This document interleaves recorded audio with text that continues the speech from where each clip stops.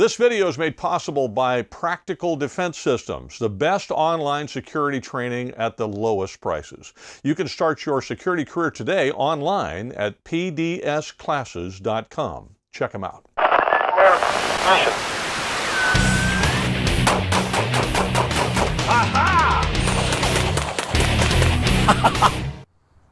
Hi, I'm Joel Persinger. I'm the Gun Guy. Thank you very much for all of your support on GunGuyTV. I'm really grateful for everything that you do, particularly during this difficult time with COVID-19 and all that kind of stuff. It does make it difficult when you have a YouTube channel to actually do things. So I thought I would take a look at some things I could do in the backyard that will help me with my hunting later on. One of the things that I wanted to look at was a way to really make my pellet rifle, my air rifle, more accurate.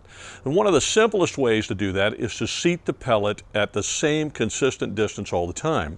So I picked up this, which is kind of neat because they have a little lanyard around your neck. That's going to interfere with the microphone, so I'm going to take it off. But this is the Pellet pin by Air Venturi. It's neat because you can actually put your pellets inside the pin and you can feed them this way and then seat them on the other side. The problem is I got a case of the stupids. I needed a 22 and I ordered a 17. So it's not their fault. It's entirely my fault. So the pellets won't fit in this pin. However, I wouldn't mind having a rifle in this caliber, so I'm going to hang on to it and I'll order a 22 caliber. But the nice thing is the pellet seater still works. Now here's what I've discovered. I've gone at 20 yards. I got a target out about 20 yards here, because that's about as far as I could go in my lot. And on the other end are little targets about this big. Now typically if I'm shooting offhand, which is what I'm going to do here, I generally have a group about yay big, or maybe about yay big, about 2.5 to 3 inches. Now I have a 1-inch group typically, and you can look at the group. This is a group, just a 3-shot group I shot offhand, and I ended up with a solid 1-inch group. That's pretty cool for hunting at 20, 25 yards, which is about the distance I would use this. I might use it out to 50 with the Springer, but even then I've got a 3-inch group, and on a small rabbit or or some kind of small animal, I'm going to hit what I need. I generally try to keep it around 20 yards. So I'm going to grab the rifle and then we'll shoot a little bit and knock some clays and some other things, and I'll show you how well this works. Okay, I've got rifle, I've got target. I can't overemphasize, if you're going to shoot in your backyard with anything, whether it's an airsoft gun or a pellet gun or whatever, make sure you got a really good backstop. You'll notice I've got my target up on a piece of plywood. I've actually got about 3 or 4 pieces of plywood behind that. And then there's my garage behind that. And there's none of my neighbors over there. So I want to make sure that you're protecting your neighbors. It's always good to do that, particularly if you like your neighbors. So normally what you would do is take your rifle and put your pellet in the rifle.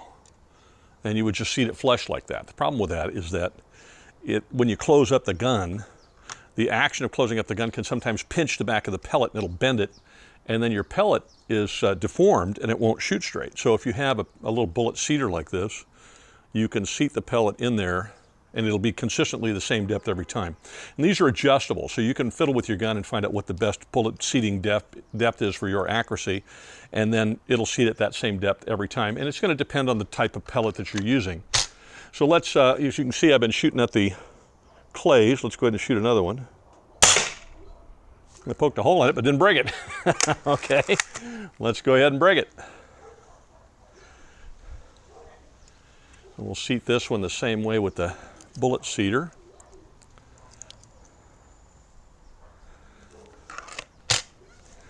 Now let's break it this time. Well, again, poked a hole in it on the top, didn't break it entirely. That's a tough clay. It's not nearly as entertaining as I wanted it to be in the video. You know, you kind of want them to shatter. It makes it look more fun. But sometimes this little rifle just pokes a hole in them. But, you know, it gives me more to shoot at. Let's try breaking that one this time. Maybe I'll get it this time. Just knocking little corners out of it. I love it. The nice part is the pellets are going right where I want them to go each time, which is kind of nice. I keep moving it around trying to break that thing. Eventually I'm going to get it. That's part of the entertaining part. You can say Yahoo when I finally break the thing. Here we go. Let's try it a little lower and see what happens. Well, we knocked the middle out.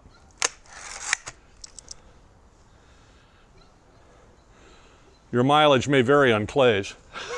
Sometimes they break immediately. Sometimes you see the one to the right of that one. I knocked the middle out of that one too. But again, if you have the right size pin, I ordered the wrong one, you can just put your pellets in the pin and not have to carry them around in your pocket. Here we go. Well, again, I've knocked the middle out. But you get the idea.